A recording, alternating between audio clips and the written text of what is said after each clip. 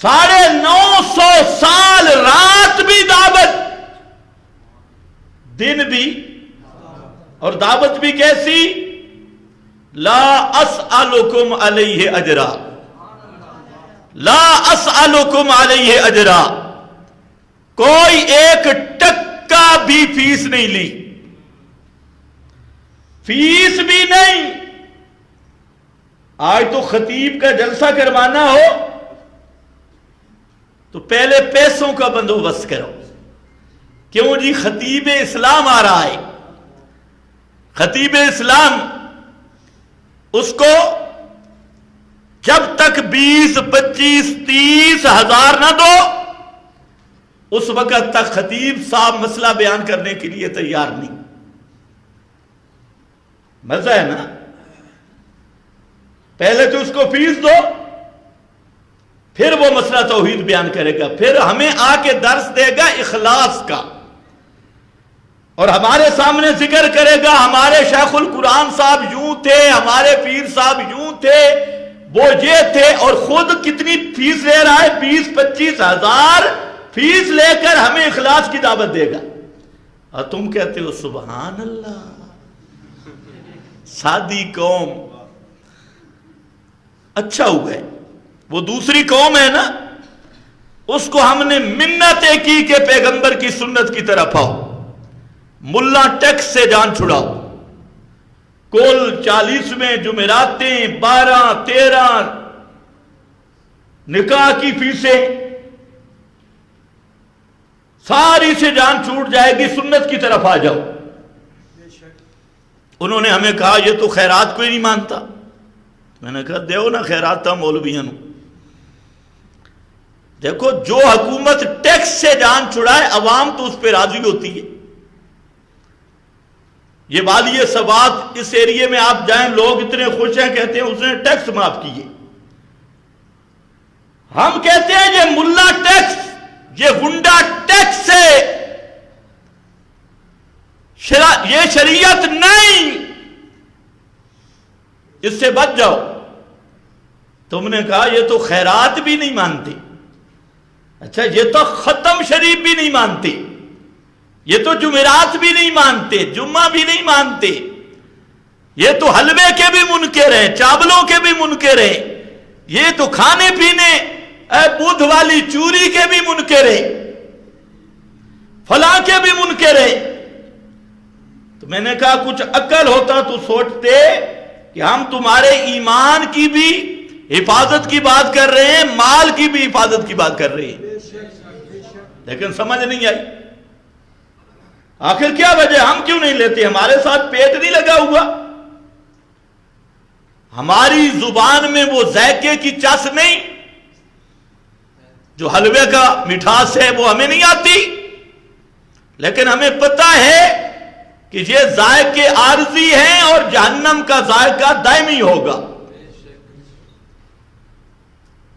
اسی طرح اب ہم کہتے ہیں کہ ان تاجروں سے بچو جو توحید فیس لے کر بیان کرتا ہے، سنت کا مسئلہ فیسوں پہ بیان کرتا ہے، اور میرے پاس باقاعدہ اس کے شواہد موجود ہیں کہ 1000 روپیہ کم دیا جائے فون کرتے ہیں، اچھا میری گاڑی میں پانی پڑتا ہے،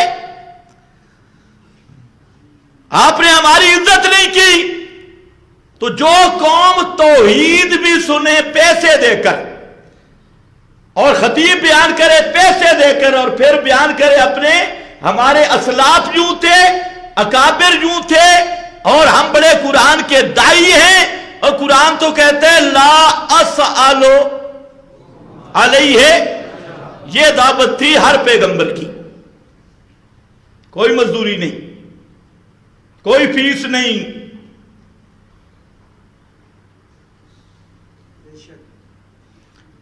اس لیے تاجر خطیب کی تقریر میں پھر اثر یہی ہوتا ہے، کسی بازار کے نٹ کو بلوا لو، وہ بھی آپ کو 4 لطیفے سنا کے خوش کر دے گا، قرآن حدیث نہیں لطیفے۔ تو ایک خطیب صاحب بڑے لطیفے سناتے، میں نے کہا یار تو قرآن حدیث سنایا کر، کہتے یہ لوگ قرآن حدیث والے ہیں ہی نہیں، بات تو ٹھیک ہے، جنگ میں ایک پیر تھا، عورتیں اس کے پاس جاتی تھی، یہ سچا واقعہ ہے، وہ کپڑے نہیں پہنتا تھا، تو کپڑا جو بزرگ نہ پہنے وہ پہنچی ہوئی سرکار ہے، تو اب جو جاتے تو وہ اپنا زیر ناب بال ایک اکھیڑ کے زنانیوں کو پکڑا دیتا۔ اس کو کسی نے کہا بے وقوف یہ کیا کرتا ہے؟ اس نے جملہ زبردست کہا، اس نے کہا جو اللہ کو چھوڑ کر میرے پاس آتے ہیں میرے پاس تو یہی بال ہی ہے، اور میرے پاس کیا ہے؟ تو جو کتاب و سنت کو چھوڑ کے تم ان خطیبوں کے پاس جاتے ہو، ان کے پاس تو یہی بال ہی ہے اور ان کے پاس کچھ بھی نہیں۔ لا اسألکم علیہ اجرا، تم جو توحیدی بیٹھے ہو خدا کے لیے یہ آیت ان کو پڑھاؤ، سکھاؤ، ٹائم لینے سے پہلے خطیب کے سامنے پڑھ لو لا اسألکم علیہ اجرا، کوئی فیس اجر مزدوری نہیں ہے۔ 950 سال کہ دعوت پھر کیسی؟ دعوت تو قومی لیلم و نہارا، رات کو بھی دعوت اور دن کو بھی دعوت، مجلسوں میں بھی دعوت، انفرادن بھی دعوت، ہر جگہ پہ دعوت ہی دعوت، دعوت ہی دعوت، دعوت ہی دعوت اور خالص دعوت۔ لیکن قرآن نے بیان کیا بیوی بھی مسلمان نہیں ہوئی اور بیٹا بھی نہیں ہوگا، بیوی نے بھی مسئلہ نہیں مانا، اور پیغمبر نوح کا بیٹا کنعان اس نے بھی مسئلہ نہیں مانا۔ اللہ نے یہی بتلانا تھا کہ اصل تعلق توحید والا ہے، پیغمبر کا بیٹا یہ مسئلہ نہ مانے تو قیامت کے دن نوح پیغمبر جنت میں ہوگا اور بیٹا کنعان جہنم میں ہوگا، بیوی جہنم میں ہوگی۔ تو اس لیے قرآن مقدس نے یہ فخر توڑا، ناز توڑا۔ یہود کا 5واں ٹولہ تھا، صاحبزادوں کا، مشائخ کی اولاد، بزرگوں کی اولاد، جن کا کام صرف یہ تھا کہ ہمارے باپ نے یہ کیا، ہمارے دادا نے یہ کیا، ابا جی نے یہ کیا، نانا جی نے یہ کیا، والد جی نے یہ کیا، بابا جی نے یہ کیا اور فلانے نے یہ کیا۔ اللہ نے فرمایا وہ کر گئے تلک امت لہا ما کسبت ولکم ما کسبتم، تم اپنی ذرا محنت بتاؤ۔